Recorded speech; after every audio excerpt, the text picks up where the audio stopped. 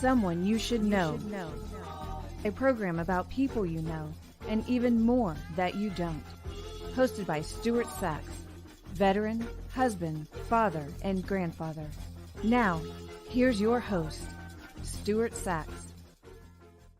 Well, I welcome you to another edition of Someone You Should Know. As always, it's great to have you here. It's great that you're taking the time out of your busy day to spend a little time with me and with my guest. I very, very much appreciate that. And we are brought to you by not only our sponsor, but also our producer. And that is Christine Dean, who is the DFW Networking Diva.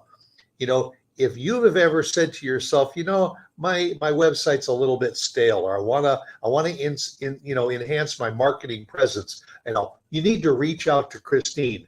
You can get a free consultation with her, and she can help you by looking at what you have and telling you if it's either good or, hey, I can help you do it a little bit better. And she can. And she's also a great podcast producer too. I thank her very, very much for sponsoring this show and also for producing it.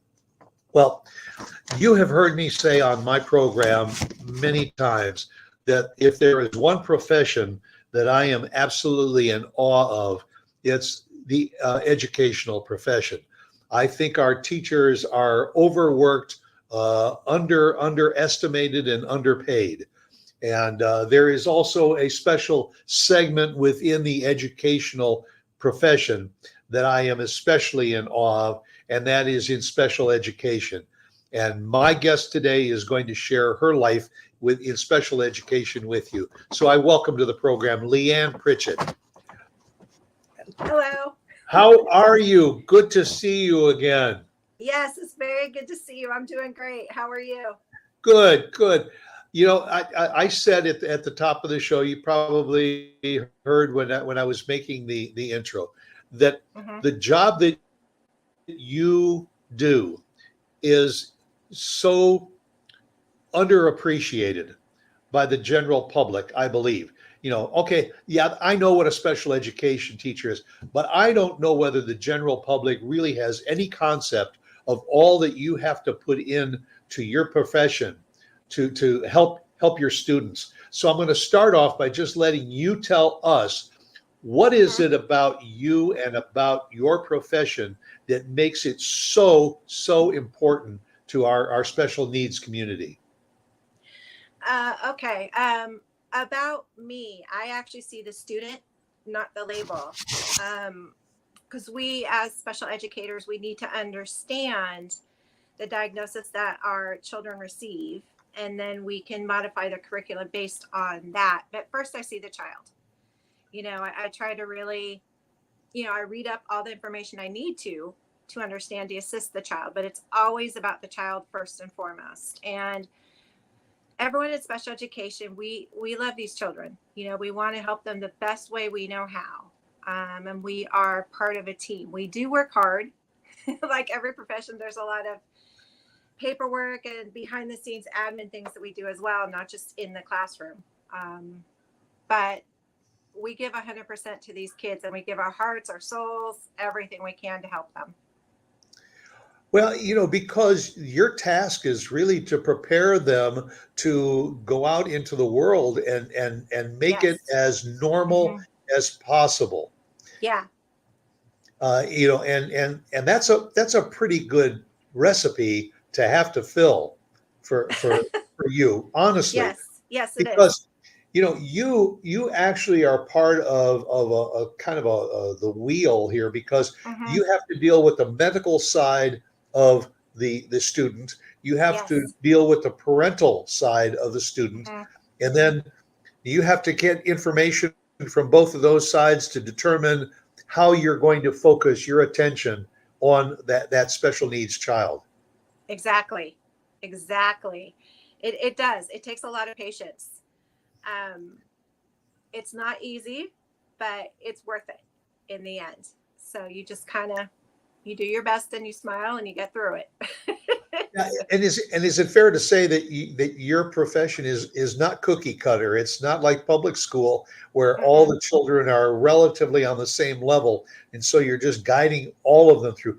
That each student that you deal with has their own individual set of needs and issues Yeah. that you have to address. Yes, correct. Because we're all human. And even though, yes, you need the label, the diagnosis to get the appropriate care on the medical and educational side in some cases. Yes, everyone is different. For example, I have two kids who may have been diagnosed with cerebral palsy, and how it affects them is different. One child might not be able to move their leg, one might have their arm curled. So even then, yes, it's very individualized. So like I said, I look at the information. So I have background stored in my head if I need to pull from it, but I always look at the child first and foremost.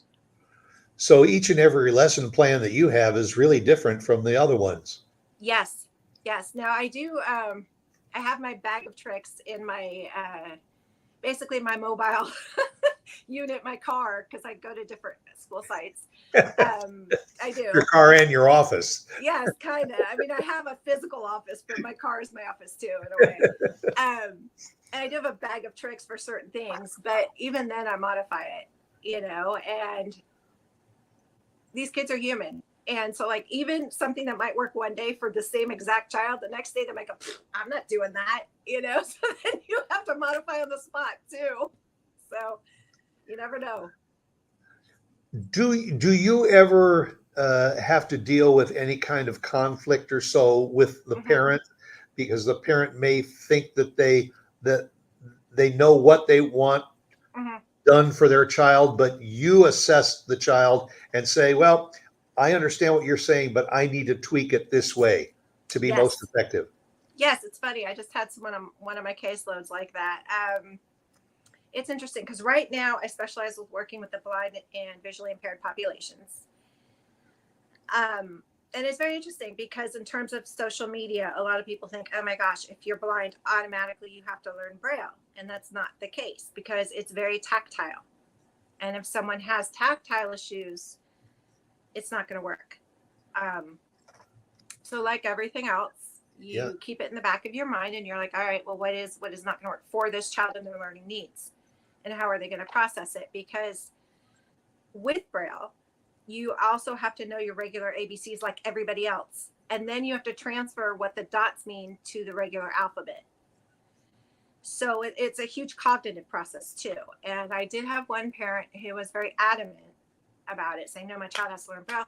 So I pulled the parent in, because I'm always very open and very cordial. And I said, okay, you know what, let's all meet, and I had her come in during one of the lessons with her daughter. And I said, okay, I just want to show you what's involved in Braille. And we went through the entire thing and she saw firsthand, she's like, oh, maybe this isn't a good fit. But yes, and parents mean well, and God bless them because they are part of the process too. And they're a huge part of the team, of their child's team. And I totally get that they want the best for their child. And I always let them know that. And in this case, it was necessary to bring the parent in so they can actually see and not just think, oh, this is someone high and mighty telling me what to do. So, yeah, it does happen. Now you've been in special education for what, almost 20 years now? Yeah. Have you always dealt specifically with those with visual impairments or across the spectrum? What are some of the other, physically or emotionally challenged students have you worked with? Yeah, I've done the full spectrum. I started out actually as an instructional assistant in there's two classifications in special education. There's mild to moderate and moderate to severe. And I started with actually mild to moderate. So people higher functioning, such as myself, who may be learning disabled, who need a little help, but not too much. Okay. And then I moved to moderate to severe, which is like cerebral palsy, autism, the really, really medically fragile populations. A lot of them have wheelchairs. Some of them are even in beds, have a trach tube for feeding. So I've done the whole gamut. I didn't go into visual impairment until 2018. Okay, so you did, that's a relatively new area for you. It's interesting. You mentioned it seems to me that the current generation of students, we hear so much about so many more children have attention deficit issues. Yeah. Hmm. Is that considered to be a cause for a child having to go into special education? Maybe. Again, it's an individualized thing too. You always try everything first. All Okay. the modifications you can do first before hitting special ed. There are steps you can take first, and you can have a meeting with the school. The parent can request a meeting, and they can do things. They can ask for modifications, and there's, let's call it section 504, which is before an individualized education plan straight into special ed. And 504 is like a gap between general ed and special ed, and that could be like getting extra time on a test, going to another room if it's too loud and too noisy, putting up special I forgot what they're called, but you can just put something in between the desks, and so it blocks the student's view and they're not A distracted. partition of some A sort. partition, right? Yeah. Something like that. So there are things you can do on that end first, and then if it doesn't work, then yes, if you need to go into special ed, you can, but you always try to keep them in general ed first if it's possible, and then if it's not, then yes, you move them to special ed. Because I know one of the challenges for the regular public school system is that if there are, say, 28 students in the class, if there is one child that needs more attention, that's taking away from the other 27 students. Right. So that assessment has to be made, because once that child is deemed needing special education, now they're going to probably get more one-on-one attention, and that's going to be a greater benefit for that child that has that need. Yeah, it can be. I know some schools, what they do is if teachers have noticed someone needs special help, sometimes they'll put them in like a study hall period, right, or something like that too. They've done things of that nature to try to help with it. But yes, in general, if the individualized care is needed, it's definitely needed and something recommended. Now, do you generally go to these students, or is there a classroom that you have that the students are brought to you at different periods during the day? I go to different school sites, so I don't have an assigned room at the schools. They're already on my caseload. They've been assessed, and yeah. So what happens is I go to them, and then when I'm at the school site, if I notice they need a quieter space or what have you, I do have areas I can take them to, special areas that are for me and other specialists that already been designated. But I don't have a particular classroom at a school site. I go to maybe 3 or 4 a day, sometimes less, sometimes more. Wow. It depends. And you're out in California, so do you Yes. hit traffic a lot going from place to place? Not when I'm in the town that I work in, but getting to work, yes. I do. Yeah. All right. So if you are going to a physical area in order to help these students, what on earth did the pandemic do to your process? Oh, yeah, that's a great, great question. Oh, Lord, it was chaos. Not gonna lie. Total chaos. And yeah, because basically we were preparing stuff at home, or trying to best we could, working with the parents best we could, and working with their classroom teachers. Zoom was our best friend.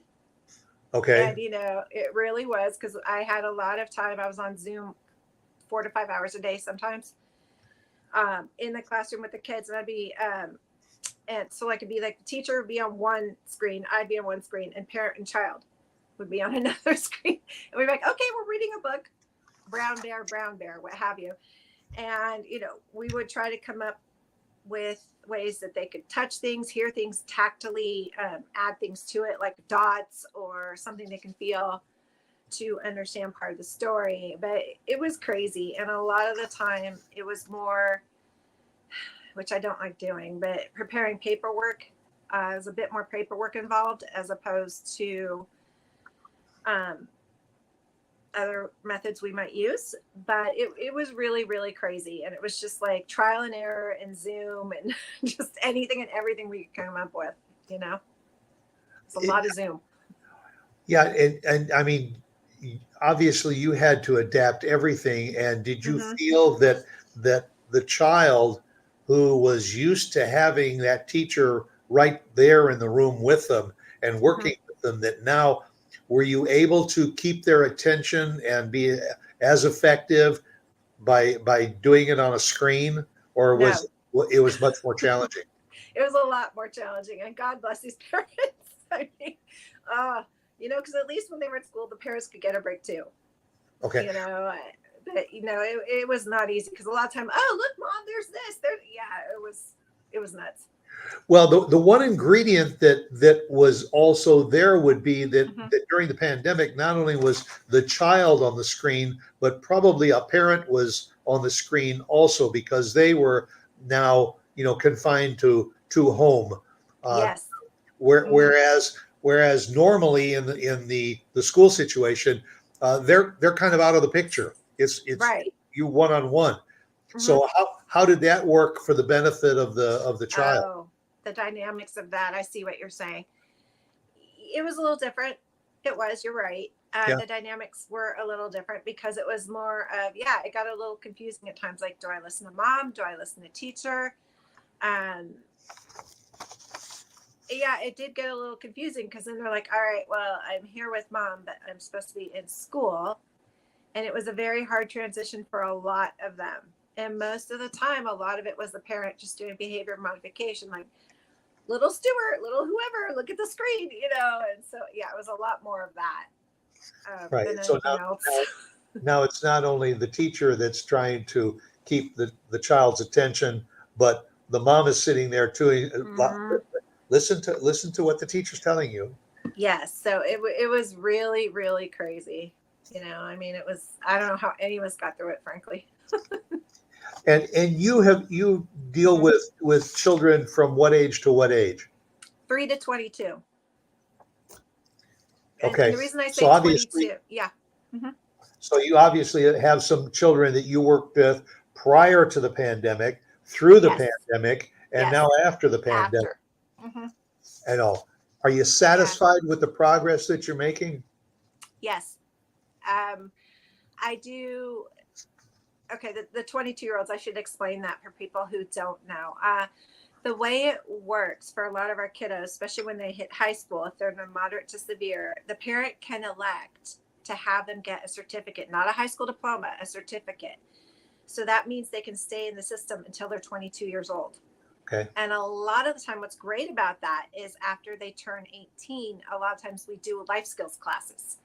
So we're teaching a lot of these kids how to adult, in a sense, how to go shopping, how to make grocery lists, how cooking, cleaning, day-to-day life skills, which is fabulous. I love it. So a lot of that with a lot of my kiddos, I do as well, especially with the blind and visually impaired population.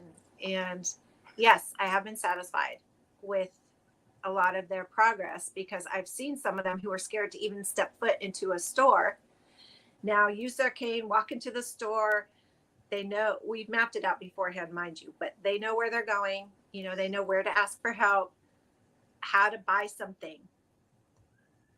No problem. Like I watch them, but I stand back and they do it.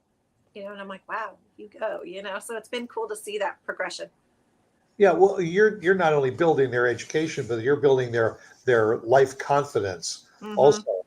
So Yes. that when they see that, they don't see it as a severe challenge. They see it as a reachable goal Right. Exactly. to Mm-hmm. go out. How does that make you feel, Leanne, when you see them positively reacting to what you're teaching them? Very good. I mean, like literally, like I can't stop grinning ear to ear. It's a very, very good feeling knowing that I'm making a difference in the world. So it's really cool. That's why I said at the beginning, I am so in awe of what you do. We Thank met we you. met briefly a little bit Hmm. ago and talked, and I told you that my sister was in special education. She was a music therapist, studied that, and not only worked with groups in choir and all, but very often children that had emotional and anger issues would get Yes. sent to her for help, and she used music as a way to try and smooth the pavement and reach them to get them out of that troubled area that they were in. Yeah. And she also said what you said earlier is that no two children are the same, that they all have to be Exactly. dealt with differently. Yeah. You Very know, true. what is your educational background? Where did you go to study, and what did you study Yes. specifically? Yeah, that's an interesting question. So I got my bachelor's at San Francisco State University. My original intent was to be a speech pathologist, and that Oh, was that was my background. I got my bachelor's in that. I liked it, but the spark just wasn't there. I don't know. It didn't really work out. I knew I wanted to do something education wise, so I started working as an instructional assistant. Did that. Went back to school in 2010. Became a licensed speech pathology assistant. So I'm also a licensed speech pathology assistant. I haven't practiced in a few years, but I have that as well. And I liked it, but the spark still wasn't there. So I was like, all right. So I went back to school again in 2015, back to San Francisco State for my graduate degree. And it was funny at first. I'm like, maybe I should apply to be a speech pathologist. And schools are overly impacted in the entire state for speech pathology. We need them. But even with as high as the GPAs I had, couldn't get in. But I got a letter from the head of special ed at San Francisco State saying, here are the areas that are open in special ed. Take your pick. You can go in any field you want, just not speech pathology. So I said, okay. And I met with the head of the vision department, and I was like, wow, this is so cool. Like, the sparks were going, and I'm like, that's it. And that's what happened. So I have my bachelor's and my master's from San Francisco State. So you're not only a teacher, but you're a student too. Yeah, well, I'm done now, but I was a student at one point. Yeah. Yeah. Interesting. Is there an area that you work in that is more challenging than others? For instance, I know you've worked with autistic students. You've worked with physically challenged. You've worked with emotionally challenged. Is there one area that is even more challenging than others? That's a good question. I'm trying to think. Each area holds its own challenge. So I don't know if one is more challenging than another. The biggest challenge I've faced this past school year was more of cultural challenges coming from different cultures and people moving to the U.S. from other countries and their viewpoints about special ed versus the American viewpoint or the Canadian American, because since I'm both, those viewpoints versus ours. So it's a little different. So are you talking about not only are there cultural challenges, but now you're also working with those that are visually challenged in addition to being culturally challenged? Yes, because they have their background culture, and then they might have, like, let's say a grandparent or someone living with them from the old country who, right? Because unfortunately, some countries it's not viewed very well, and it wasn't here in the U.S. either, but not viewed very well, and it's viewed as something that you don't talk about, that you don't discuss, you don't ask for help, nothing. You just kind of keep it quiet. So it's very hard. You have the grandparents saying, "Shh, don't say that." No, and then you have the child that's like, "Wait, I'm trying to advocate for myself." So it's a lot of that more. Does that also then present language issues for you? It can. I was fortunate. My assistant this past year speaks Spanish and English, so that was okay that way. And that tends to be a lot of where I'm at. A lot of Spanish speakers. So it's been okay that way. But yeah, it can. There was a quote that I think, and I believe that the quote is on the website. And folks, we're going to be scrolling the website again on the screen, and I urge you to visit it because it's got a lot of very valuable information. But one of the quotes that I saw there, which I think is absolutely spot on, is you say that you see the person, not their diagnosis. Correct. And I want you to expand a little bit on that, because what does that mean not only for the student, but what does it mean for Leanne Pritchett? So for me, first and foremost, it means I value the student as a person. Absolutely. Again, their diagnosis is good background info, but that doesn't define who the student is. It doesn't define their learning process, and it doesn't define how I'm going to help them. Because again, everyone with their diagnosis is different. And a lot of the time, it's just they get it just for education and medical needs to get what they need in that respect from the legal point of view. And then I'm like, okay, so someone has cerebral palsy. Okay. And they might have a vision issue. Okay, well, and a lot of it is trial and error, because I might be like, all right, well, this has worked for another student with CP. Let me try this. And I see if it's not working, fine. I'm not married to it. Let's try something else. And it also means I value the family and the parents and their cultural values. And I respect who they are. And if someone says, hey, you're teaching my child dinosaurs and it's against our religion, let's say, or I don't know, okay, scrap it. Let's work on something else. I'm never married to one way of doing things. It's all about helping the child the best way I can and what's going to work for them, period. So, and they have value too. And I do value them. I guess in a way that's a good thing, because you can evaluate the student and then you can adjust your teaching plan. Whereas in the public school system, you're almost kind of mandated to follow the syllabus, follow the plan, and for everybody. At the same time, you have the ability to alter that. So in essence, it seems that special needs child actually gets a more focused education, even maybe than those that are in the regular mainstream public schools. They do somewhat with me, yes.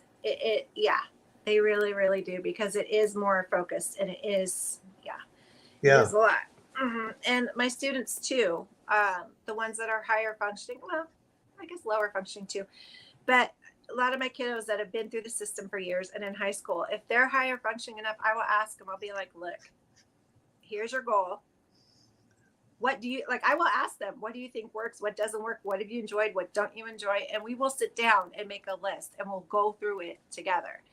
And by me doing that too, they realize, hey, she respects me. She really wants to know who I am, what works for me. And that's gone a long way for me and for my educational career, and helped me be successful, because they know I care about them and I respect them. But you establish what the needs are for the special needs student. Yeah. What are the struggles that you see that kind of face the special needs families? Good question.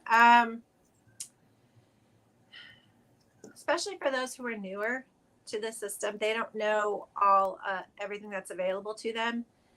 And it's really just scary trying to migrate it all and trying to figure out, okay, well, what can I ask for? What can I ask for? And a lot of the times, a lot of them feel pressured, especially in the individualized education plan meeting where all specialists are there, where they're trying to help figure out best ways to help their child access curriculum. And I've seen parents where, to me privately, they'll say, I don't agree with this so-and-so in their recommendation, but in the meeting, they feel pressure.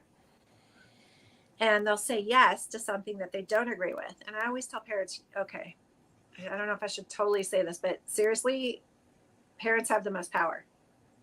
They know their child best. And if they don't agree with something, they don't have to sign it. I don't care what people tell them legally, they don't have to sign it. If they don't agree with it and I know that's not going to work for a child, then you know what? It's not going to work for your child. And we as professionals, tough on us, because we have to go back and do what's right for the child.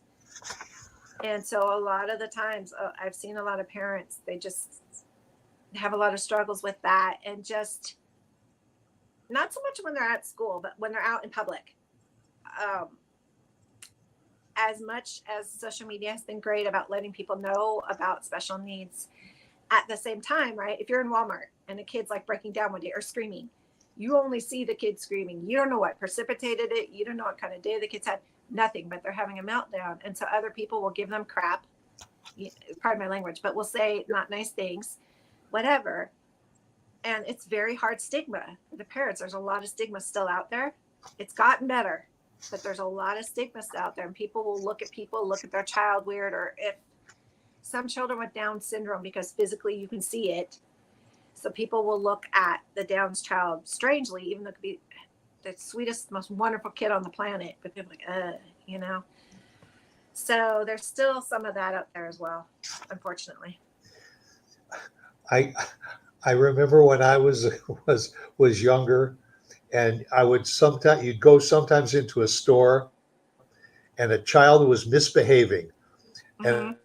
and a mother would say, "Stop crying, or I'm gonna."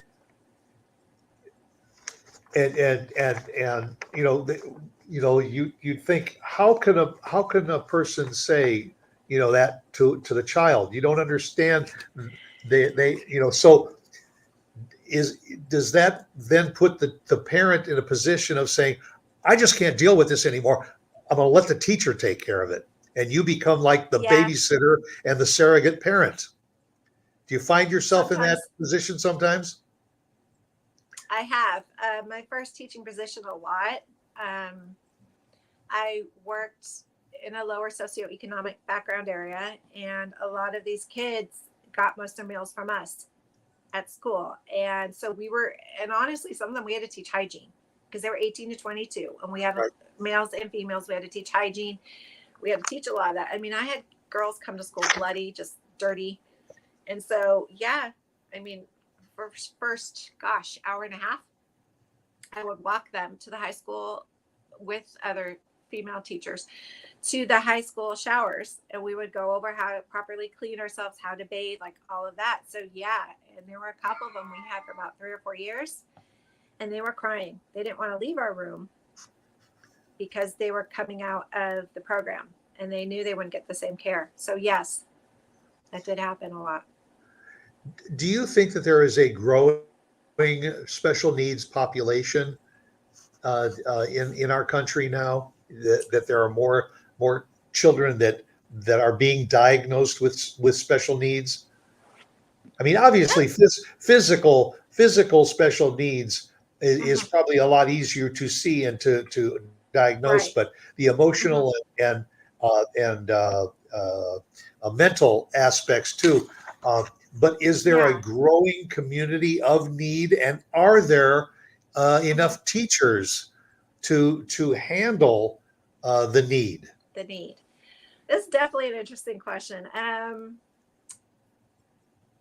Okay. I think there's a growing awareness, Okay. huge growing awareness of special needs, and I think that has led to more diagnoses. Um, Okay. I don't know necessarily there. That's a hard one to say if it's growing, because then that could. I mean, I could go down the rabbit hole of like technology and chemicals we use, and does that come into play? And I don't know. I'm not an MD, so I don't want to say that. Um, but there has been, I do agree, there has been definitely more diagnoses and more awareness of it. Do I think there's enough teachers? No, I don't. What I do with visual impairment, I am highly specialized, and we are Right. a very small group. There's not a lot of us around. Definitely a need for that. There's definitely a need for all of it. Definitely need more. And I know more schools are getting more school psychologists. They're getting more things to help with mental health. And that is becoming more of an awareness too. So I think we're becoming more aware, and there's more diagnoses based on the awareness, but I don't know if it's actually growing. I'm not quite sure on that. But is it fair to say that if somebody really has the desire to teach, that Mm-hmm. going into special ed teaching can be very, very fulfilling? Yes, it can, but I'm not going to lie. There are days I'm emotionally wiped. I'm flat out white. I It, I can yeah, imagine.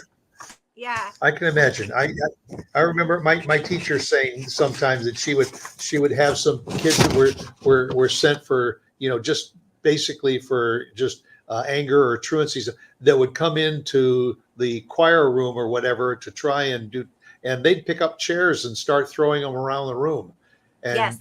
and Mm-hmm. she had to deal with that. But Mm-hmm.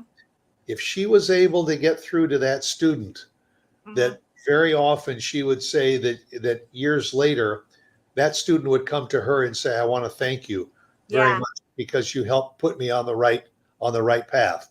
Do Mm-hmm. you run into that also? Yes. Um, not quite as much with my special ed kids, but I'm also a former religious school teacher. Uh, Actually, some of my Sunday school kids. It's kind of funny. Like, I was a third grade Sunday school teacher at my synagogue for years. Okay.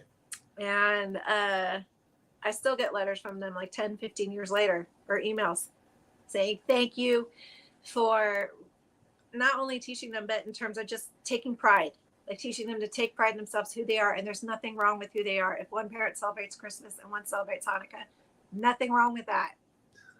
Nothing.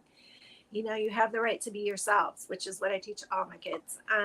Right. So yeah, I've gotten letters years later saying, hey, I went to teaching because of you. So yeah, I still get it. Now that's got to be a really gratifying feeling. Yeah, I almost cried one day. I was like, wow. Now, As you wonder. So yeah. do you have children of your own? No, I've never been fortunate to. My body just wasn't made for that. So I have cats, but I don't have that. No, I have fur babies. And you can teach them and they don't talk back. Well, actually, But I'll bet they have special needs. yeah, right. Yeah. Yeah, I have one that talks too much sometimes, but so be it.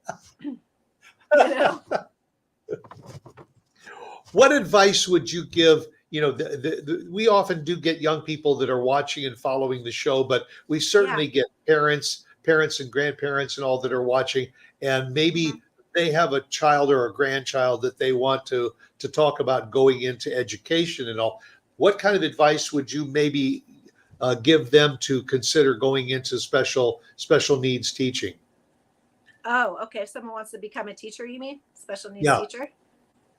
Yes. Um, Maybe somebody has a child that's getting ready to go off to college and they've yeah. talked about maybe going into education. Uh-huh. What would you say to them to say, why don't you consider special education? Yeah. What I would say, if you have an interest, definitely see if you can volunteer at a school or a classroom, like really get firsthand experience. See, Good start. Yeah. yes, to see what really sparks you. Because again, I love education. I knew I wanted to go into it, but I wasn't sure where. So it's a little trial and error on my part. So yeah, see what interests you. And if you feel that spark and you just feel like, gotta do this, then go for it. What's stopping you? I mean, there are plenty of programs, there are plenty of ways to get help financially. I mean, there's things you can do, there's scholarships, there are things out there, and there's a need. So you know if you have it within you, go for it, because it's really, really rewarding. At the end of the day, I sleep well knowing I've made a difference in the world. So definitely go for it. Well, and Leanne's website also Hmm. is a good place to start too, because you can get a lot of information from the website. You'll also have her email address, so that if you have questions, you can reach out and ask her a Hmm. question. She's in California, but what she does in Yes. California can be done anywhere in the country. So that Yes. Hmm. and you may say, well, we don't have have special education programs in our community. You may be able to guide them in a direction of how to go into the educational system and Right. start a program Hmm. like that. Because Definitely, I'm more than happy to. yeah, special education doesn't know any particular state or area of the country. Mm-mm. It's Nope. everywhere. It's federal. Yeah, So and yeah. and Hmm. and by all rights, I do believe that it is a growing concern, Hmm. but I think also within the medical community, uh, I think that maybe sometimes kids are pushed more towards having that special need a Yeah. label rather Hmm. that maybe they don't really need it. They just aren't applying themselves to the public school system. Right. Right. Definitely, I agree. The key for parents is to just really be involved. because parents have the most power. And honest to goodness, if you don't agree with something, speak up. Say, no, I don't agree. Because again, in the end, and they don't say this, but the most important person on the IEP team is the parent, first and foremost. So if you don't agree, say nope. And you decide what works for your child and not anyone else. And then where does the medical community come into the picture?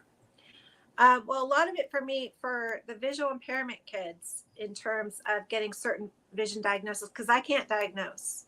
You know, Right. I can do wonders educationally, but I can't medically diagnose anything. So for my kiddos, going to an ophthalmologist and saying, okay, they have ROP, basically where like part of their eye detaches and they can't see very well, or whatever, nystagmus, kind of like, okay, this is going to age me, but the old TV show Knight Rider, where like it went back and forth, right? The red dot, like that. Right. That's what their eyes do. They can't stay still. Things like that. So certain diagnoses on the medical side are needed in order for me then to go, okay, you qualify for educational services. Great. Let me see what I can do from this point on, once I get the actual report from the medical doctor. So in that respect, it's important for me. And I know sometimes for, I believe, ADHD and maybe learning disabilities, I'm not 100% on that one, but I think so too. Like a psychologist has to do that. So in that respect, certain diagnoses, yeah, you are, or like cerebral palsy or whatever, you need some sort of medical documentation. And I believe autism too. You need that documentation to get Right. you where you need to go educationally. So that's where they come in.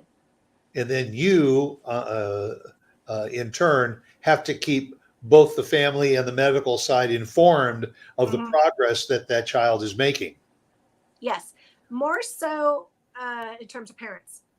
Medically, not quite as much. Like I keep in touch with them, you know, and I will, if they go see their ophthalmologist for a new prescription, or if something happens that way for the eyeglasses. But a lot of the times, not quite as much on the medical side. It's more with the parents and the families and the other people working with them too, like the physical therapist, speech pathologist, that too. We're in constant communication. Right. Well, I said it at the top of the show, Leanne. I'm in awe of what you do and your profession. Thank you. And I thank you very, very much for taking the time to share your stories and your insight with my audience. You're welcome. You are someone we should know. That's for sure. And I end my show every week with a quote from Oscar Wilde. I say, "Be yourself, because everyone else is already taken." Amen. And I think you can relate to that, because I think you are that kind of person that is already taken, and you're sharing your life and your profession with your students. And I thank you. I thank you very much for what you do. Thank you. Well, that'll do it for another edition of Someone You Should Know. I hope you'll reach out and join us again next week for another episode. And in the meantime, go out and make it a good day. And again, thank you to Someone You Should Know, Leanne Pritchett. Thank you.